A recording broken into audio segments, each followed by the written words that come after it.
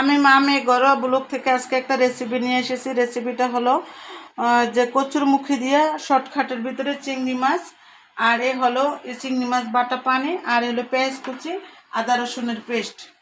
এই হলো আদা রসুনের পেস্ট দিয়ে আজকে আমি একটা রেসিপি করব।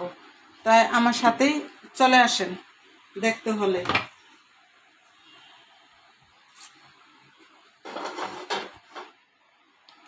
এই তো আমি চুলাতে কড়াই দিয়ে দিচ্ছি।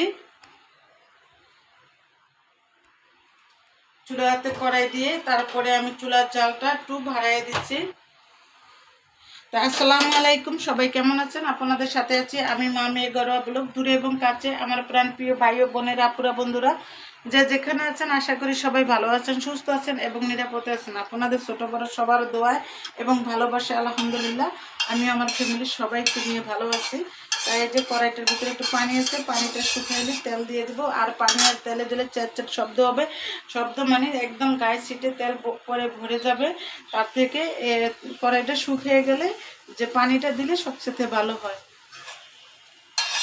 কখনো কেউ ভুলে এরকম কাজ করবেন না। তেলে আর পানি দিলে অনেক সময় দেখা যাচ্ছে কি কড়াইয়ের ভিতরে আগুন ধরে ওঠে, অনেক সময় এরকম হয়। আর এই তো এখন আমি সাদা তেল দিয়ে দিলাম, রেগুলার সাদা তেল দিয়ে তারপরে এখন আমি তেলটা একটু হয়ে আসলে, তেলটা হয়ে আসে তারপরে আমি দিয়ে দেবো পেঁয়াজ কুচি। এই যে পেঁয়াজ কুচিটা দিয়ে দিলাম।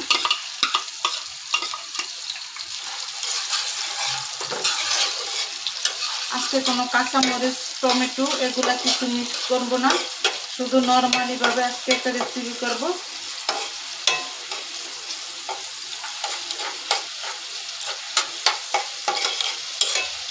শর্টকাটের ভিতরে রেসিপিটা আজকে হয়ে যাব। যখন দেখবেন শরীর ভালো লাগে না, মন ভালো লাগে না, তখন তো আসলে বাসায় কিছু খেতে হবে। কোথাও খেতে হলে যেমন ভাতের সাথে কিছু তরকারি তো প্রয়োজনই হবে, ডাল ভাত তো দরকারই হবে। তো একদম শর্টকাট, আবার ডাল ভাতও ভালো লাগবে না, তো একবারে শর্টকাটের ভিতরে যে রান্না করে ফেলবেন। এই যে কচুরমুখী দিয়ে চিংড়ি মাছ ধুইতেও সময় লাগে না, কাটতেও সময় লাগে না। তাই সেজন্য যেমন শর্টকাট রেসিপিটা খুব সুন্দরই হবে। তাই শর্টকাট রেসিপিটা কীভাবে হবে তাই একটু আপনাদের সাথে শেয়ার করতেছি। এই যে এখন দেখেন পেস্টটা একটু ভেজে নিচ্ছি, একটু ভেজে একটু বাদামি কালার করে নিতে হইব, যেহেতু ওটা চিংড়ি মাছের তরকারিটার পেস্টটা একটু ভালোভাবে ভাজতে হবে। এই যে দেখেন পেস্টটা একটু নরম হয়ে আসছে অলরেডি। আর যেহেতু আদা রসুনের পেস্ট দিব, তাতে দিয়ে দিই পেস্টটা, তাহলে দেখবেন এই পেস্টটা ভাজা হয়ে যাবে। আমার আদা রসুনটি ঢিবে ছিল, তাই একদম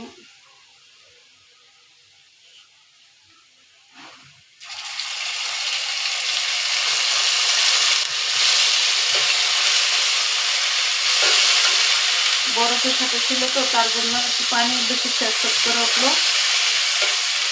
দেখছেন তো, আর যে পেঁয়াজটা ভাজা বাদামি কালার হয়ে গেল। এখন এগুলো হয়ে যাক, আদা রসুনটা ভালো করে ভাজা নিয়ে নেই, ভাজা করে। এই যে দেখেন অনেকে এই কচুরমুখিটা সিদ্ধ করে নেয়, আমি কিন্তু সিদ্ধ করে নেই, সিদ্ধ ছাড়াই আমি রান্না করব। তো এখন আমি হলুদ মরিচ দিয়ে দেব, এই যে স্বাদ মতো লবণ দিয়ে দিলাম,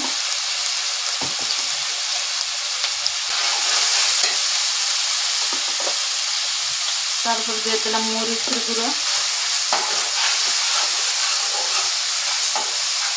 জালটা যে যেরকম খান সেরকমই মরিচের গুঁড়া দিবেন।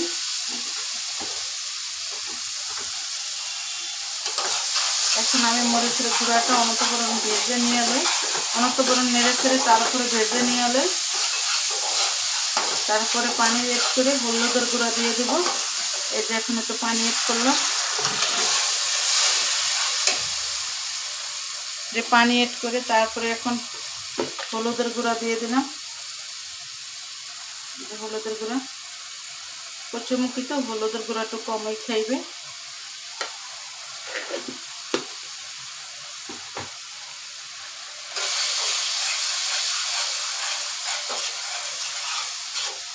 এখন আর একটু পানি দিই, তাহলে কষানিটা ভালো হবে।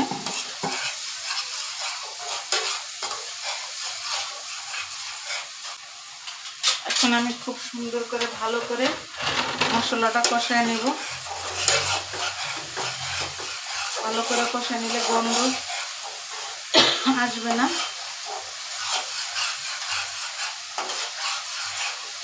দেখেন চিটচেটে তেল উঠে গেছে। যখন চিটচেটে এরকম তেল উঠবে তখন মনে করবেন যে আমাদের মশলাটা কষানো হয়ে গেছে। এখন দেখেন আমি এই যে চিংড়ি মাছগুলো দিয়ে দিব। চিংড়ি মাছগুলো একটু ভালো করে মশলাটার ভিতরে ভাজা ভাজা করে নিলে আমি অফ ক্যামেরায় চিংড়ি মাছগুলো ভালো করে ভেজে নিলাম মশলার ভিতরে কষায়া। আর এখন আমি চিংড়ি মাছের পানিটা এড করে দেব। চিংড়ি মাছের পানিটা এড করলে কি হয় জানেন, এটা হলো যে চিংড়ি মাছের মাথা বেটে তারপর পানিটা এড করলে যে তরকারিটা একটু ঘনায়, খেতে বেশ ভালো লাগে। এখন আমি একটা ঢাকনার সাহায্যে কিছুক্ষণ ঢেকে রাখবো। এই যে অফ ক্যামেরায় আমি মাছগুলো কষায় নিলাম। এখন ঢাকনাটা তুলে দেখলাম কি অবস্থা আছে, দেখেন।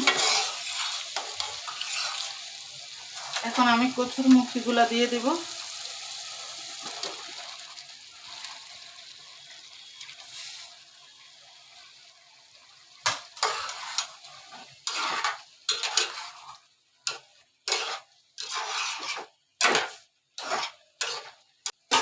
এখন আমি ঢাকনা দিয়ে ঢেকে রাখবো।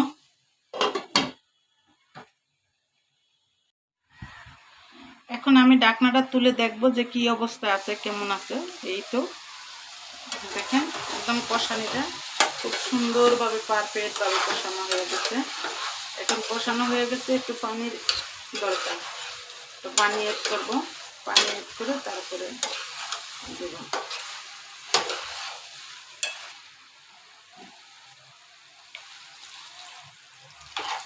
পানিটা তো কচুরমুখিটা তো আমি সিদ্ধ করি না, তাই ওই পরিমাণে পানিটা দিব। পানিটা বেশি দিব না, আবার কমও দেবো না, না সিদ্ধ হয়নি। আর একটু পানি দেব, বাস। এখন পানিটা দিয়ে ঢাকনাটা দিয়ে ফেলব।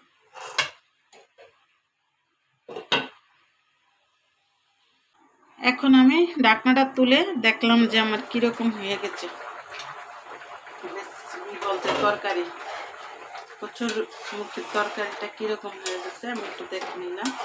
এখন আমি লবণ টবণ সব কিছু টেস্ট করে নিব।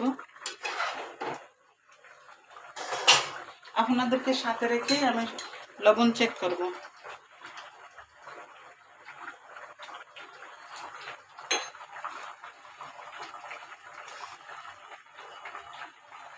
হ্যাঁ, লবণটা ঠিক মতো একেবারে পারফেক্ট মতো হয়েছে। এখন চেক করব যে কচুর মুখিটা কি সিদ্ধ হয়েছে কিনা। একদম পারফেক্ট, বাস। এখন আমি 5 মিনিট পরে নামিয়ে ফেলবো।